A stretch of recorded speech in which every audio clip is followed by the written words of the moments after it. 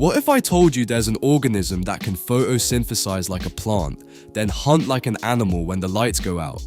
I've been studying protists for years, and euglenoids are easily the most fascinating shapeshifters in stagnant ponds. They don't have rigid cell walls like most organisms. Instead, they've got this protein layer called a pellicle that lets them twist and flex through the water. But here's what gets me. In sunlight, they make their own food using the exact same pigments as higher plants. Take that sunlight away, and they switch to predator mode, hunting smaller organisms to survive. With the help of their flagella, they not only locomote, but also capture their prey.